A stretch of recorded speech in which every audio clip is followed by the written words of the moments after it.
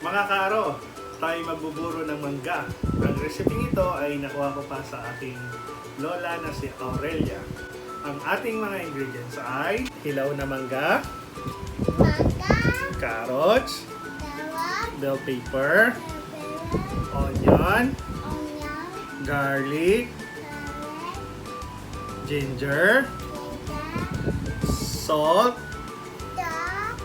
sugar,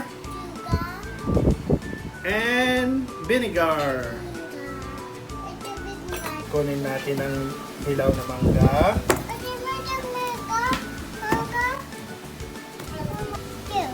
Maglagay ng salt. 1, 2, and sugar. 1,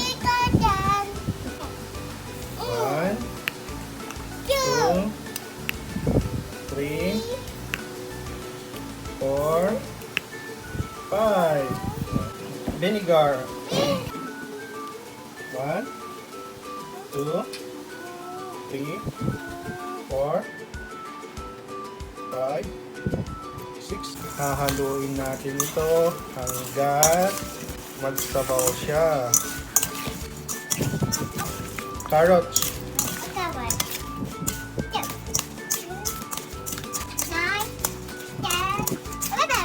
Bell pepper. And onion. And ginger.